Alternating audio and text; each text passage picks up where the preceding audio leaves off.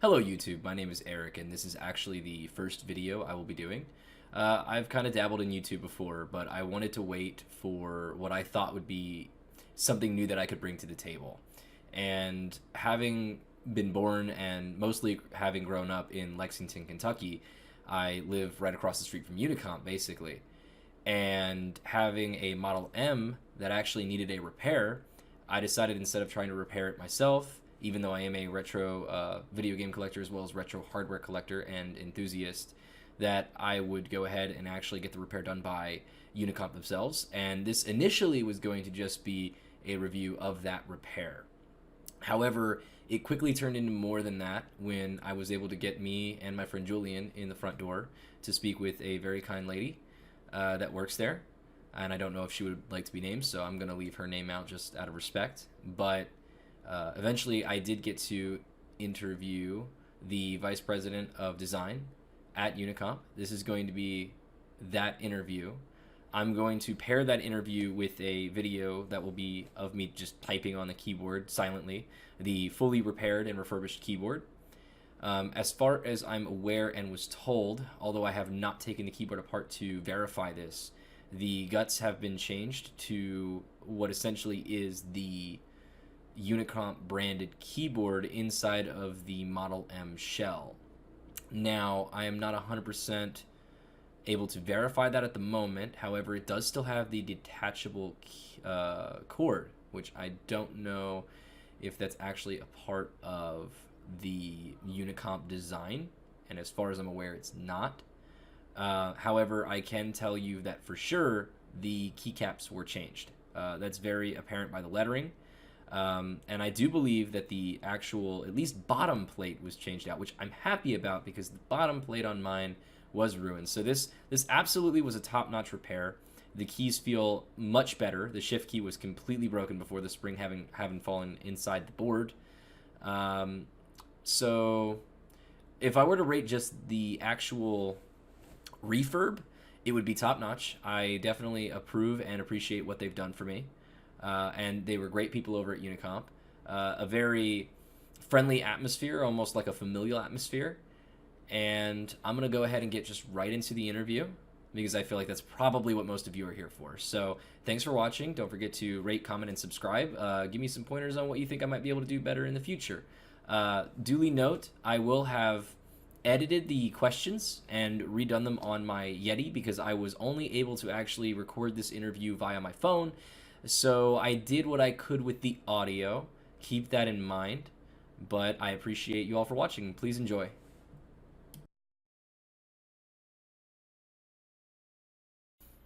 All right, now we're recording. So why don't you start with who you are, how long you've worked here, and what you do.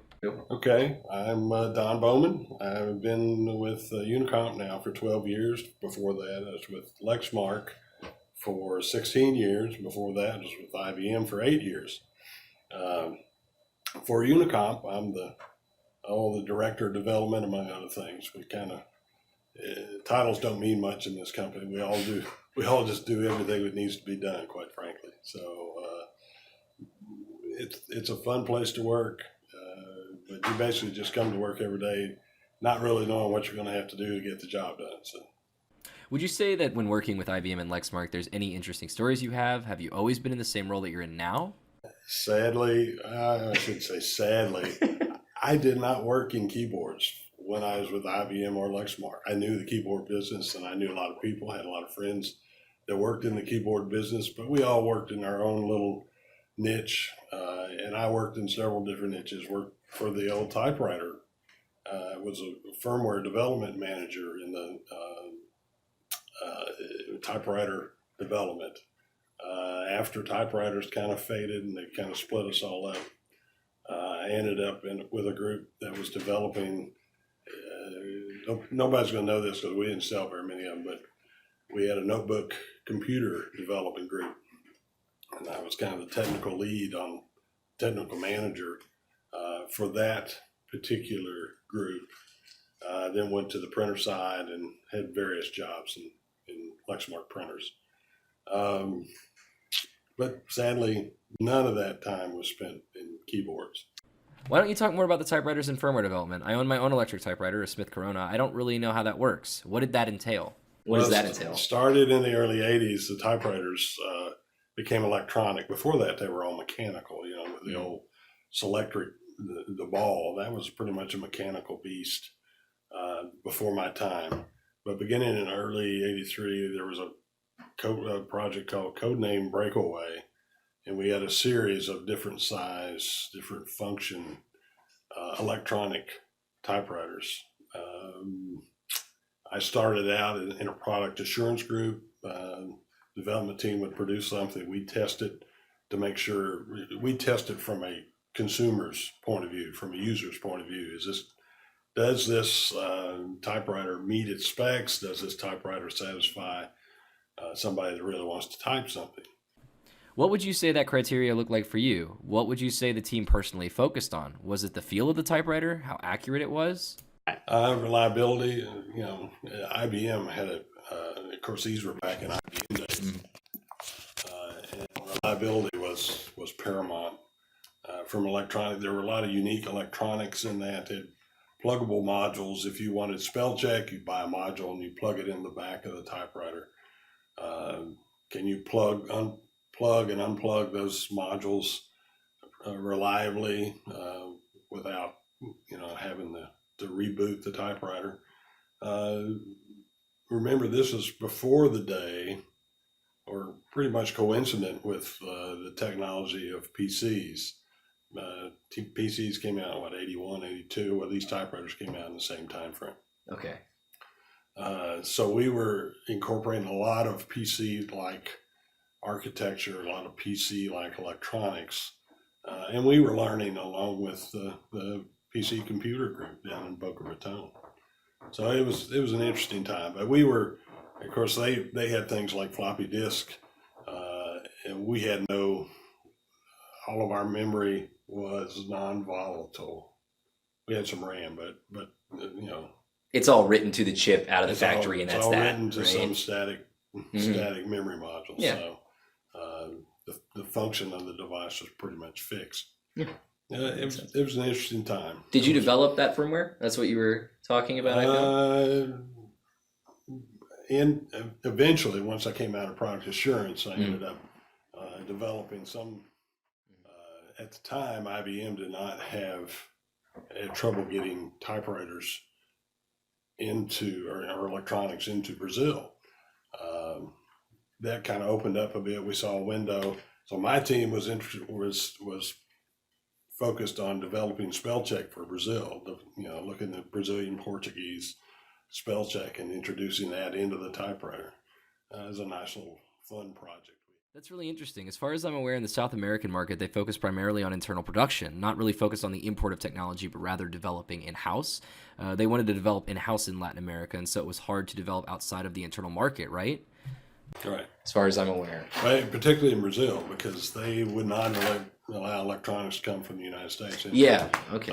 And that's, to one extent, that's why IBM had a manufacturing plant in Brazil, in a city, I think, called Campinas. And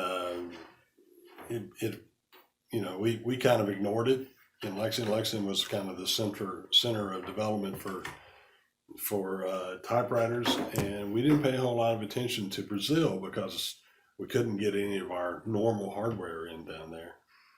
Later on, things opened up, and because we had manufacturing there, we wanted to add some functionality to the typewriters we were able to get in. We hadn't done any of the work, and frankly, it was a little bit difficult to find spell check modules for Brazilian Portuguese. But eventually we did that, and things opened up, and that was a fun project. That actually sounds really interesting. So that was your time at IBM, right? IBM, and yeah, we also did something for Korea. Okay. Hangul was the business language that we wanted to print, have a typewriter be able to print Hangul characters, Hangul text, if you will. That was a different challenge. Well, how challenging was that? It was a double byte character. In other words, normal characters, Epsidic was a single byte, but for Hongo, we had to go to a double byte kind of symbology, electronic symbology, and that got to be a pretty interesting challenge too. It was interesting learning these companies or these countries, the uniqueness of their language, of how they type and how they. When it came to the keyboard, were there individual layers in the keys? Was it each individual character as a key? To build a Hongo character, you'd actually have to type multiple keys. I would say two, but it was actually more than that, I think. So to build a character, you would type multiple keys. Okay. And then the character would print. Okay, that's really interesting. Yeah. And so eventually IBM shifted into Lexmark. Did business practices change? Did you feel like your role changed a whole lot? We didn't know it at the time, but yeah, I did quite a bit. A lot of the businesses were much more challenged. Lexmark decided fairly early on that their focus was going to be on printers, Okay. on laser printers in particular, and a lot of the development personnel quickly focused on printers. There were a few of us left in typewriters. I ended up at that point morphing into there was a small group that was focused on developing notebook computers, and they happened to be based in so there are kind of different subdivisions within Lexmark. One of the keyboards was its own business. Within the keyboard business, there was a small group of engineers focused on developing a notebook computer. They needed some help. I was working in typewriters, and they were de-staffing basically. So I got volunteered, however you want to put it, to go work on notebook computers.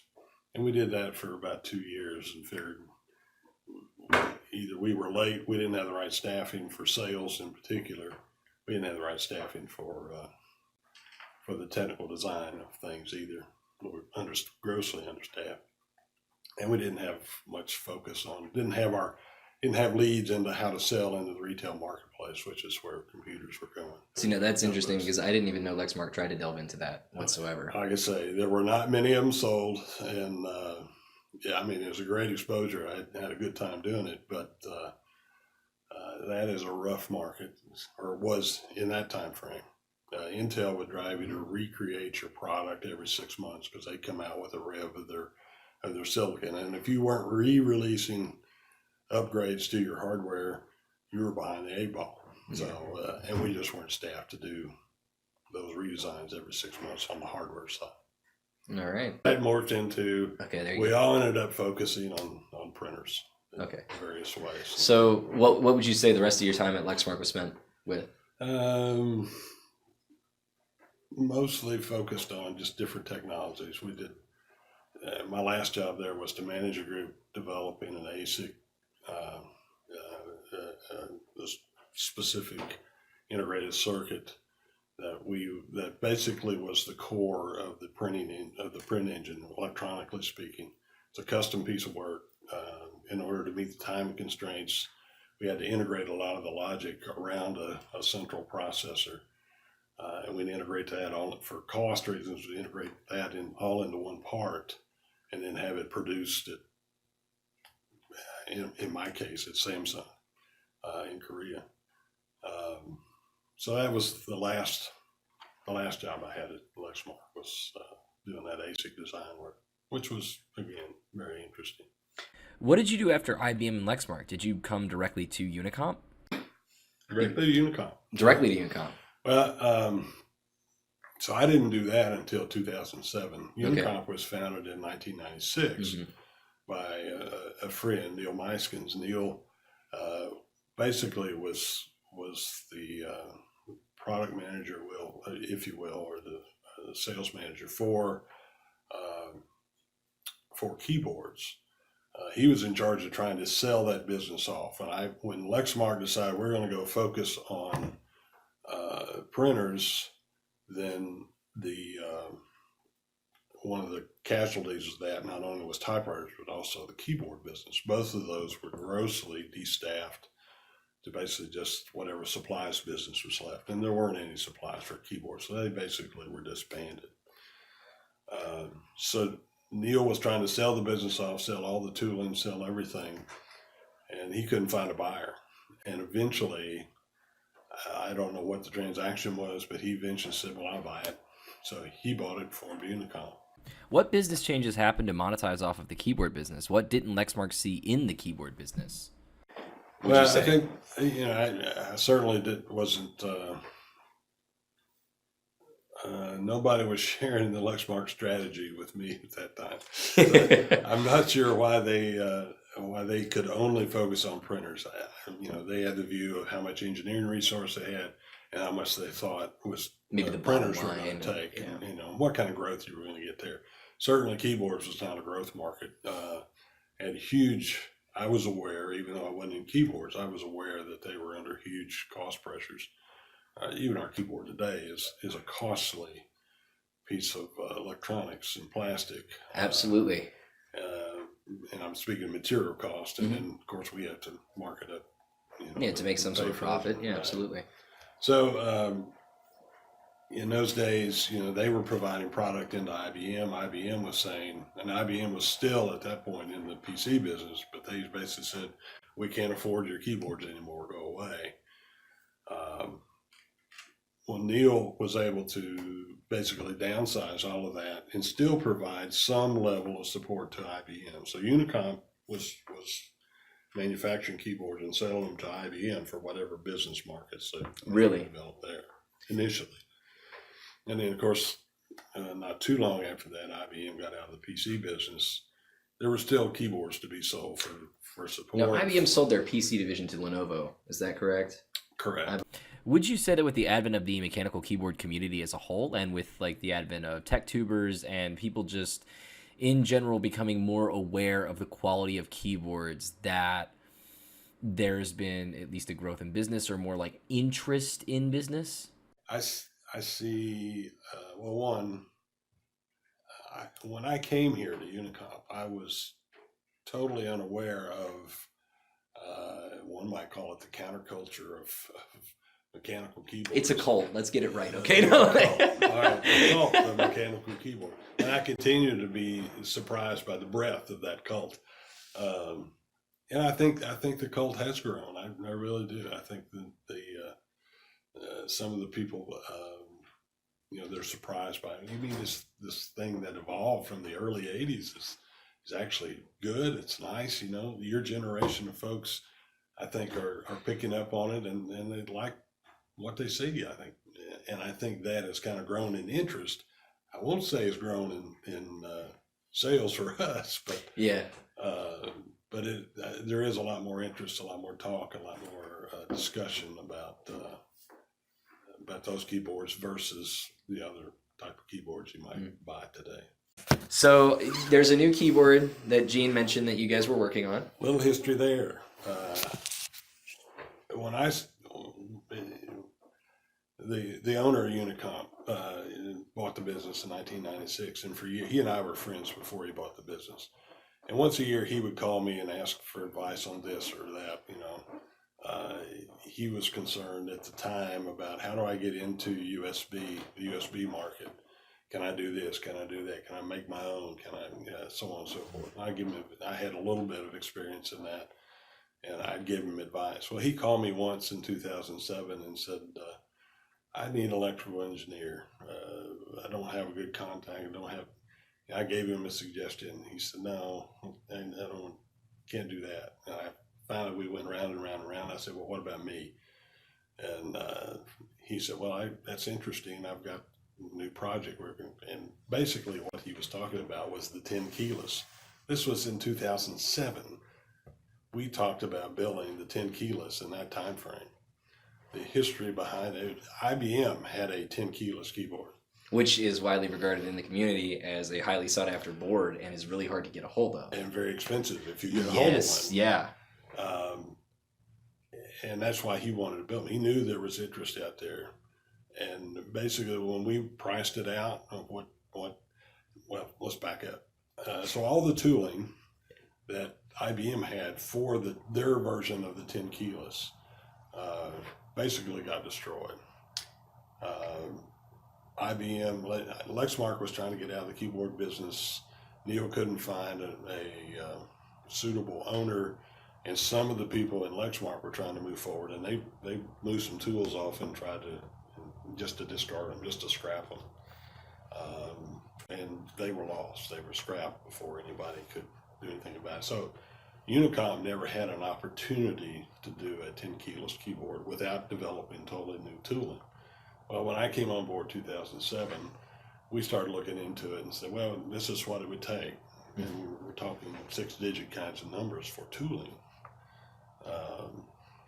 And frankly, we just had real trouble coming up with the money and the right opportunity to develop that tooling. We've overcome that. So now we have tooling, we have parts, we have first parts, and as we sit here in the first week of January, we think we're going to have a product available by the end of the quarter, probably March 31st at midnight. But It's oddly specific, huh? yeah, we're kind of stretching to think we're going to do it in the first No, quarter. I will But tell you, I will be the first to buy one. Okay, I will. you'll have to stand in line because there are plenty of people saying, I want to be the first. Oh man, it's interesting. I won't lie. I'm actually a big fan of the 10 keyless, and if it wasn't so much money, that Model M that you saw today, if you saw it, I would have been a 10 keyless. It would not have been the standard Model M. I don't know if it's just my generation or not, but the numpad's it's excessive. It's excessive. Is it excessive? I would call it excessive. Well, that's fine. I'm glad there's a lot of interest in the 10 keyless. Yeah. And over the years, we've talked about we're going to introduce this and we're going to have it on such and such a date, and that date would come and go, and we continue our support. Our support portal would just fill up with people saying, I want a 10 keyless, I want a 10 keyless, we've got hundreds of people saying, I want a 10 keyless.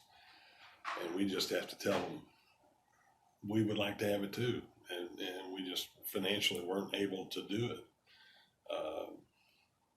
But we think we found the right manufacturer for the tooling, and we've come full circle. We think now we're going to have it parked by the end of the quarter. All right. That's interesting. It was really good talking to you.